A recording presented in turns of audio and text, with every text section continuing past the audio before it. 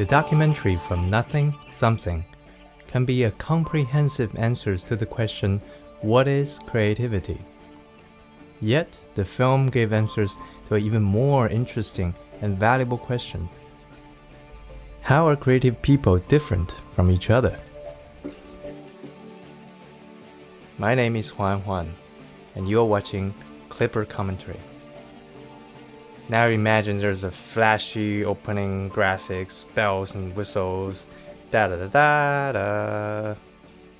To define creativity, one doesn't really need to look further than the long-established Big Five personality traits, the theory hailed from academic research by D.W. Fisk in 1949. Today, most psychologists are in support for the model of joy, sadness, anger, disgust, and fear. Gotcha, that's misinformation. The actual model of Big Five consists of openness, conscientiousness, extroversion, agreeableness, and neuroticism. The measurement in trait openness indicate a person's creativity, verbal intelligence, and their interest in novelty, art, and experiences. Everyone featured in the documentary, ranging from fashion designer to MIT engineers, is without an exception high in trait openness. I don't suppose I do turn it off. I'm not sure there's any way to. I'm not sure I'd want to, even if I could. Unicorn executions and other crazy stuff my kids make me draw. Celebrity Cyclopses or Louisiana Jones. And creativity is something you just can't turn off. When you're a creative type, as many of you know, the ideas just come to you, you know? Second in the Big Five personality traits, trait conscientiousness is a measure of a sense of obligation, attention to details, hard work, persistence, cleanliness, efficiency, and adherence to standards and processes. People high in conscientiousness are likely to experience tremendous amount of guilt procrastinating and often worry that they might not perform to their own satisfaction.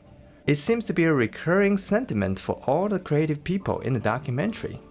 Not only we have seen how incrementally and tirelessly they work, we also see that they are widely acknowledged by society for their work. I've been so lucky this past few years to work on some really high-profile films. I mean, Avatar being one of those that it's kind of odd that most people on the planet know of it. Since trait conscientiousness closely correlates with success, they would all score very high in this dimension.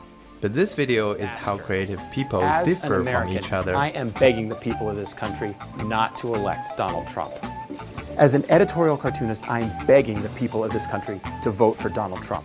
We now look at how these creative people distribute among the other three personality dimensions. Can I say that curse word now? First, let's quickly talk over trait extroversion, which are closely related to the sociability of their profession. A comedian who voluntarily chooses to perform in front of thousands of audiences is certainly extroverted. Surely more so than a musician who only want to focus on making great sound but experience trouble being performing. And still more so than a classical composer who can't perform by his incapacitating anthropophobia. So let's look at trait agreeableness, the crucial dimension of interpersonal interaction.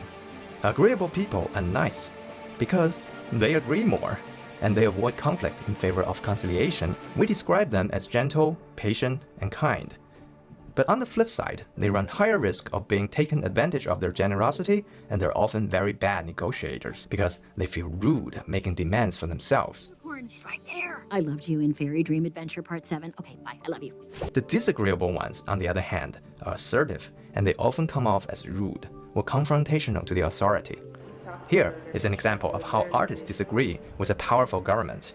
I don't think that we actually see democracy in most parts of the world, even in places where we are supposed to believe that there is a democratic situation. I don't think it exists. Maybe in the future. Listen to Jason's tirade about the state of games. Because I think that, okay, if you're gonna do all that storyline and stuff, at least have some good acting. Right. At least have some good writing, and at least, like, you know, do it to the hilt, right? Like Naughty Dog, sometimes you're looking at the screen and you can't believe what you're looking at, right? It's like, how did they make that look that way? How did they do that lighting through those curtains and that, you know, abandoned hotel in The Last of Us, right? Yeah.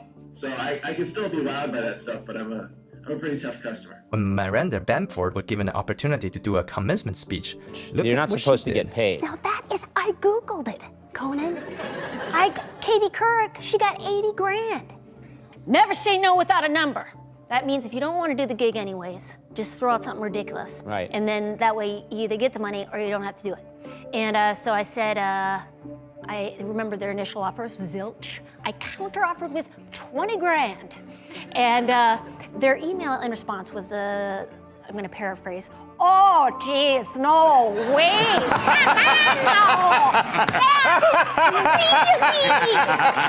Are you kidding me? Clearly, Maria Bamford is a better negotiator than Conan O'Brien. Yeah, what I've given 2 of these speeches and I've been given nothing. And we all know, in 2009, the eminently agreeable Conan got screwed by NBC. See you later, a-hole. That's all that happened. No. Connecting the dots? The disagreeables among the creative people are steadfast believers in their own ideal, aesthetics, and methodology, and almost all of them work on their own. I might begin to see even certain things that hint towards political stuff, but and then I can, it's in my head, so it's not I won't specifically say that it's this or that, but if you begin to notice it, then I will make it come out more. As Huma described more on how she works, it is clear that her creative process dictates that she go it alone. But here, Jason rationalizes his anti-collaboration stances. Even though I'm sure you're trying to encourage collaboration in your class here, there's just the communication load between two people and figuring out how to get the two people's work to merge together in a way that actually works. Like in this case, I was working with this musician who had never made music for a game before. There was a lot of stuff that we had to work out in terms of like, wait a minute, how's your music going to plug into the game? Like, how is it actually going to work? Like, I had to come up with this music engine that he could then plug stuff into, and it was a lot of back and forth, just kind of hammering out how that music engine would work. That's the only person I've ever collaborated with there. That's my friend Tom. So for all the other 17 games, I did all the music and graphics and website and PR and programming and everything myself. Jason appears to know what suits him, but even he recognizes two-person teams are the best. Usually because one person doesn't have all the skills to do everything, but two people seems to be the sweet spot. Like Fez was made by two people, Braid was made by two people, World of Goo was made by two people, Hotline Miami was made by two people. One person was sort of the creative voice, and the other person was kind of assisting them in some way through programming or whatever. And that kept the vision of those games really pure. When I found this clip, it sheds light on how Jason came to believe what he does. In 2007, going on 30 and having recently lost a friend to cancer, Roar grappled with mortality in the hugely popular Passage, a 5-minute maze game with no second chances. Just like in real life, that one time when you die is at the end. Right, the last thing you see as the black wipe of death comes across the screen is your little score sitting up in the corner. Like this is, like it's almost like written on your gravestone at the end, right? Like, here I lie, I scored 437 points. The last one of the big 5 personality traits is neuroticism. People with high levels of neuroticism have higher risk for anxiety disorders and depression. They have substantially lower than average levels of self-esteem, particularly when they're also low in extroversion. Maria Bamford from the documentary had a psychiatric breakdown in real life, but with the help of her extroversion, she made her post-psych ward experience a TV series. So there you go. That's all the creative people from the documentary through the lens of the big 5 personality traits. So far, we know all of them are open, conscientious, with varying level of agreeableness or extroversion, and even the most certifiably crazy person is under control. So much for neuroticism. Although this is by no means a prescription on what makes a creative person successful or a creative project more rewarding, it does pay for everyone to have some self-knowledge of how she or he score on each personality dimension so that she or he may opt to change behavior in certain dimensions. And thank you for watching this Clipper commentary for the documentary From Nothing, Something.